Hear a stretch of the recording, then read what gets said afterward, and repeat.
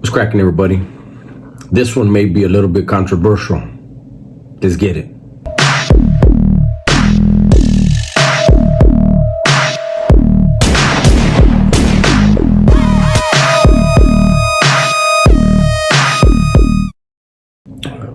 Welcome back to the channel, everybody.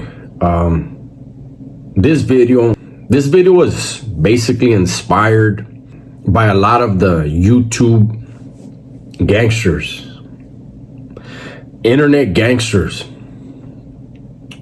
by all the propaganda, innuendo,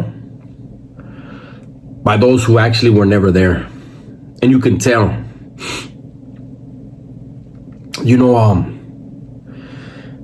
I have never met a homie that sat in them dungeons, that really did work, that was really on a serious yard, that throws around the terms that are so freely thrown around, that talk so badly about people they've never met. And I'm gonna tell you why. Homies that really lived that life in there, homies that really been through it, that really seen the politicking, they know some dudes get pushed out, some get played out. Not everybody's a punk.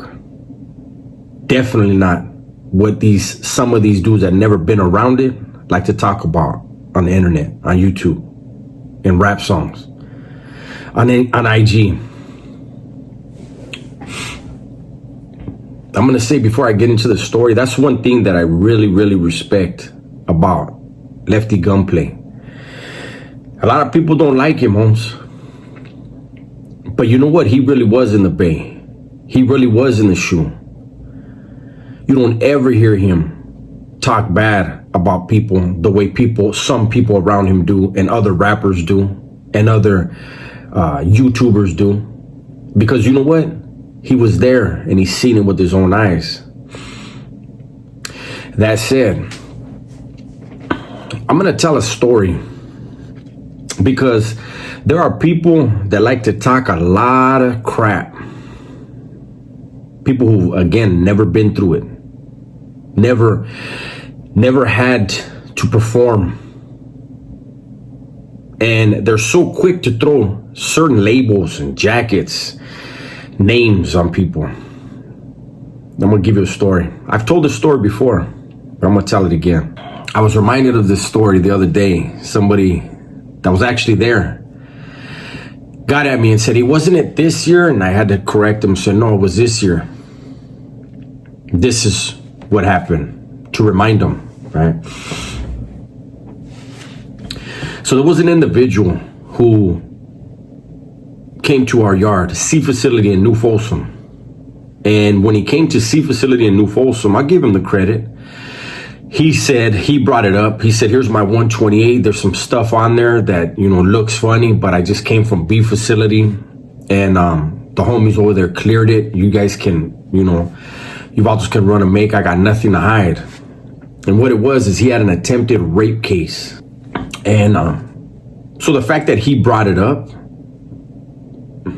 we've run across cases where the vato wasn't lying. Vatos get a pass, right? But everything has to be thoroughly vetted. And the fact that he brought it up is like, okay, cool, but we still got to do our homework, right? So the bloquero got his stuff, brought it to us. And as we were reading through it, he said there was one piece of paperwork that the homies on B yard were waiting on, but they gave me a pass, this and that. Now, I have to say this. He was on B facility and he was given a pass. And the reason why he came to C facility was he had been drinking in his cell and he got into a fist fight with a cellie. That right there is grounds. You got to go, Holmes. You can't handle your liquor and you think you can put your hands on your cellie? That right there. He was, so in my eyes, he was already on his way out the door. The fact that he had this case that now we have to vet, we have to run a make on, it was just part of the job, right? the sticky thing was, B facility had given him a pass. And so we read through his paperwork, and then he hits us a couple days later with, hey, here's the thing that the homies on B-Yard were waiting on. And to me, it was obvious what needed to be done. Okay? And we had discussed it, and we knew what happened on B facility was favoritism. He should have never got a pass. He should have got his issue on B facility. But what happened was he stayed on B facility. He got comfortable. He got cocky. He was mouthy. He's drinking, and he puts his hands on his cellmate. Because see, in his mind, he had it like that. He had been shown favoritism, and he knew he could do whatever he wants on B facility. When he came to C facility, like I said, the fact that he had put his hands on another camarada, on a homie, that wasn't cool. That didn't sit right with me. This case that he had, once we read through the paperwork, my answer was swift. I said, fuck this dude. He gotta go. And it was unanimous. He gotta go. Think about that. On B facility, he was cool. He was a homie. He was straight. On C facility, Charlie. You put your hands on somebody, you were drinking and couldn't handle your liquor, and you put your hands on somebody, that's already enough for us. But then you have this case that should have never been overlooked. You should have never got a pass. And so he got hit. He got hit 33 times. The thing that saved him was the pieces that had been sent in to the building. The bloquero switched them out. He gave the hitters ice picks. They were given flats. He swapped them out with ice picks. Why he did that, I don't know. But he was stripped of his job for it. So this is just a glimpse. This is just a scenario, an actual event. Those that were there, they know. Those that were there, a lot of them are still doing time. They watched the channel. They remember the incident. Right there at the between the basketball court and the pull-up bars. He was playing basketball, walked off the basketball court. The first hit was right here. How that didn't kill him, I don't know. And he was hit 33 times. And in that world, for that crime, he had it coming. On C facility, B facility didn't do it. And guess what happened? We hear from B facility. The leadership on B facility got at us. Hey, Holmes, why you vatos make us look bad on that? We made you look bad by doing what was supposed to be done. From that point on, there was a lack of trust between the leadership on C facility and B facility. And so these big mouths that never did nothing, a lot of them never even been in the joint, let alone a level 4, let alone a 180, and let alone the zapato, the shoe. Them dudes throw these labels around. Again, a reminder, that dude was good on B yard, no good on C yard. I will give it to him. I got snatched up for that. I got snatched up a few days later. I happened to be going in to Ad Seg. He was coming back from the hospital, bandaged everywhere. He looked at me and said, I ain't saying nothing. I said, I didn't say you would. And I kept going. Walked to Ad Seg. He went wherever he went. I would assume the infirmary. So, unlike a lot of these other cats that like to throw jackets on dudes, that dude got hit for an attempted rape. That dude never told. So I would never call him a rat. A lot of other people would. They'll say, well, he went over there, so he's a rat. No, he ain't. Now, he had a fucked up case, and he got hit for it, but he kept his mouth shut on who hit him. The homies that hit him went to court. He didn't testify. So I could never put that jacket on. But you listen to these other vatos out here.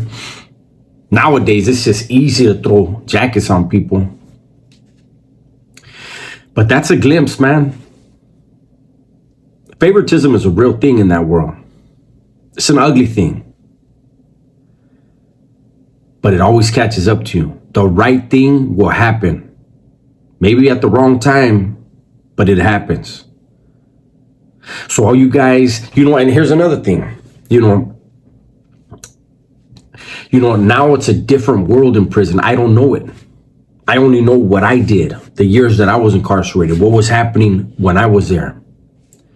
And one thing that was extremely well known and very clear was back then, the way you met the legends, the way you were able to introduce yourself to the legends was by putting in work. Nowadays, they're everywhere. And dudes think, oh, hey, my neighbor, so-and-so. So what? What did you do to meet him? The housing cop threw you in there. The sergeant said, oh, there's a bunk over there open. Put him over there. The fact that you're his neighbor doesn't make you somebody. Before, you had to put in work.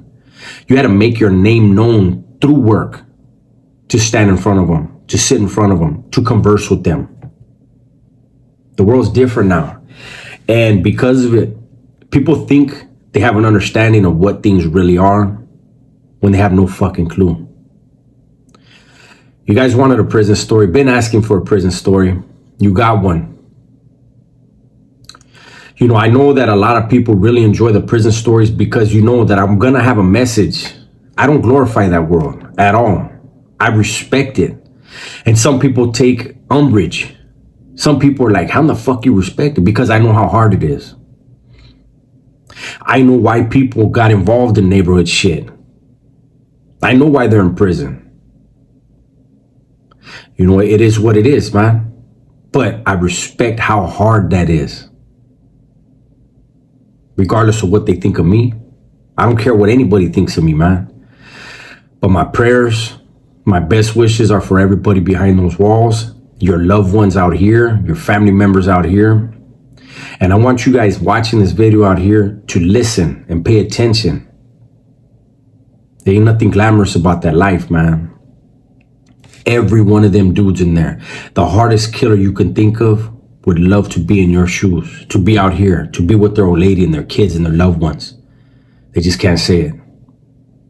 That's my video for today, man. Hopefully you guys enjoyed it. Everybody, please be safe, be smart, and tell the ones you love that you love them. I'm out of here.